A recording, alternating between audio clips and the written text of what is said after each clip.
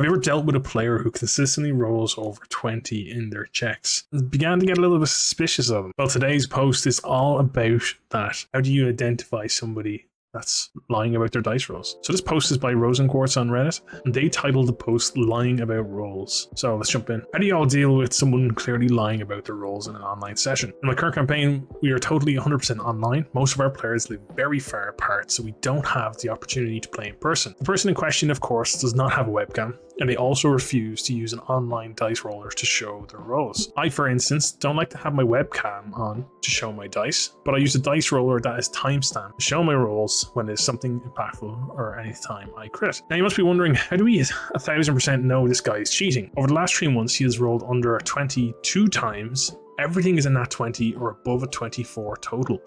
This guy is an old friend of my husband and he is new. Even with me and other player prodding my husband to do something about him, they still have not spoken about it. It's gone so blatant that me and the other player take bets every time he has to roll to see what iteration of 24 to 27 he rolls this time. Last night, I finally blew up on my husband over it after said guy rolled 3 crits over 3 turns and also rolled a 6 out of 6 on each of his sneak attack dice. I told him that I didn't even want to play in the campaign at this point because homie is just solo in the world at this point. I'm hesitant to just leave because this is a long campaign that this guy was only recently-ish added to, and it feels like all of the party's hard work and world building is going to waste. I feel super stuck and it is just ruining the fun for everyone. Okay, so the author doesn't say what level the characters are to like kind of for an idea of what to expect the pluses to certain roles to be, and they also don't state what systems they're actually using. I think Pathfinder tends to have quite high rolls for for your strong stats. I think you like in average you tend to have quite high numbers in your strong stats. It's like you're very kind of specialized. But this is always an issue, especially when it comes to online play with the likes of Roll20, Owlbear, Foundry Tabletop. You know, all of these systems have dice rolls in it, and I know everybody is like a dragon that's hoarding dice. Like I've got one of my dice bags here. Can you see this? So I understand that everyone has like a hoard of dice that they would love to be able to just roll.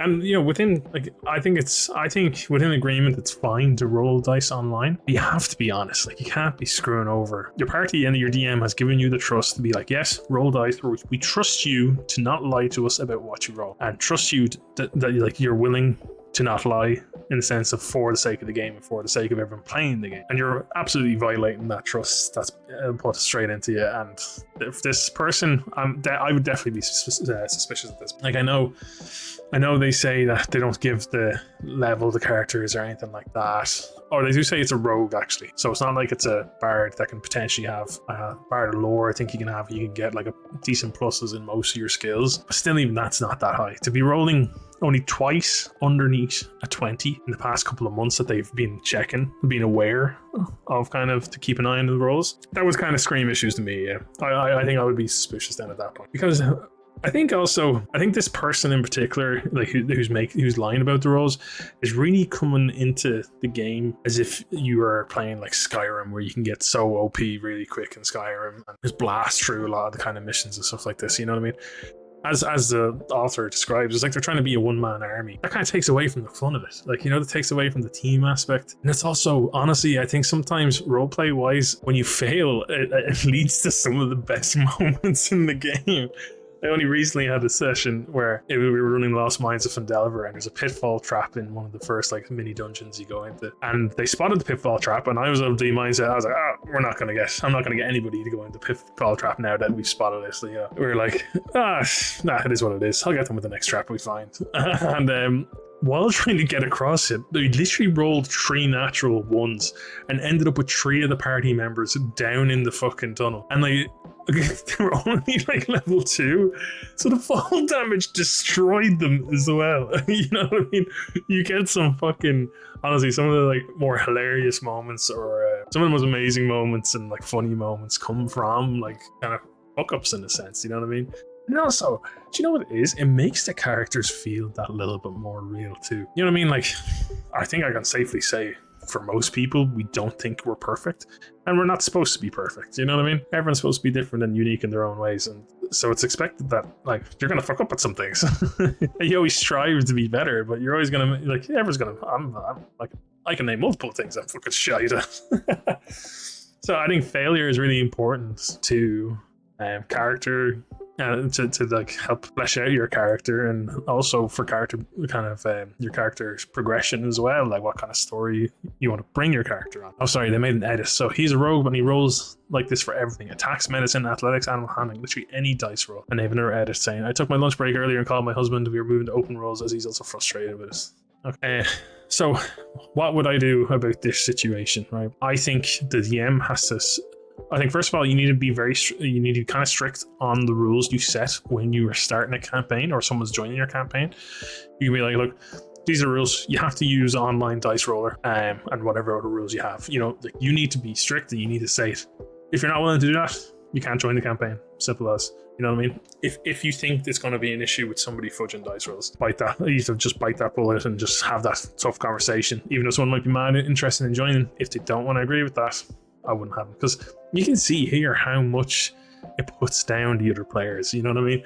Like it has such a large impact on everyone else's fun at the table when everyone can kind of like tell. It really is like just having the elephant in the room, like standing there. You know, what's that Patrick from fucking SpongeBob being? He's just standing there menacingly.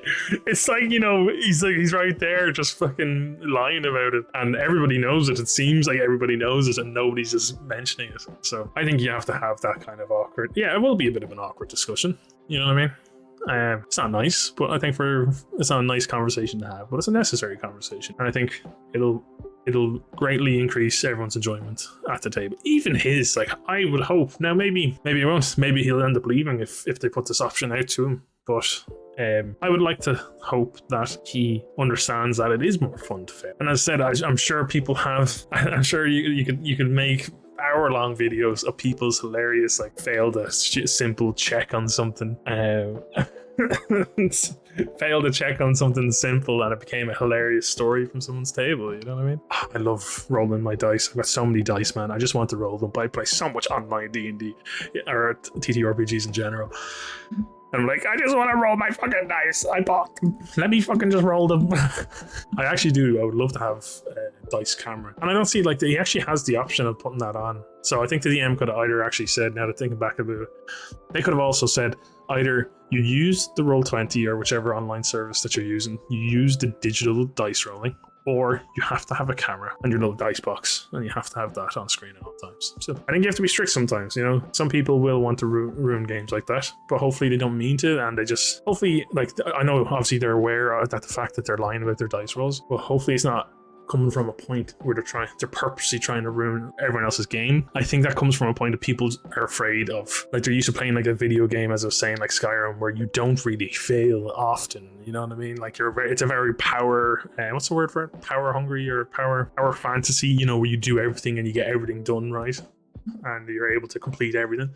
I think a lot of people have that going into some TTRPGs, where I think it's part of the learning process. You become like, oh shit, yeah, we're gonna fail some things. You know what I mean? You're like, oh, I can point out so many like important roles that you fail and you feel devastated. But then the story takes that natural like curve progression then because of that fail. So like that's the other thing. Sorry, I completely forgot to mention this. The dice rolls dictate so much story wise, and they can really swing the story depending on what dice, like what you fail and what you pass and shit like that. So he's indirectly forcing the story in a certain way almost as well by lying about the dice rolls. So I think you have to just be fucking strict and just lay down the rules of how you want dice, your players' dice to be rolled. You know, simple. Any other comments? What do we have?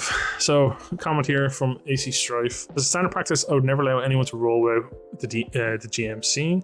Online, there is no excuse for refusing to use an online dice roller. Yeah, exactly. You don't have the excuse, you do not have to accuse them of cheating. Just state to them from now on to play in this game. All of you are to use a dice roll. If they refuse, you just say, well, then you cannot be in the game. Yeah, okay, so this person is similar advice is what I was thinking. Yeah, and the other thing, yeah, somebody else here said, there's actually so many, you've so many different online dice rollers, even apps you can do. It's just very strange to just flat out refuse it. And why would you really refuse it? You know, if you don't want to show your room, or you're conscious of showing your space, then you just use the Roll20. You don't have to put your camera on your dice, you know what I mean? Problem is, so here's another one from Vathar. The problem is not to deal with the dice roller himself. You mentioned how to deal with this. Use an online dice roller or a webcam. Then refusing is not a valid option if not negotiable. Yeah, so everyone's saying the same. You know, the DM has to have a strong grounding on this and be very strict in the sense of, you know, you have to use one of these, otherwise we're not playing.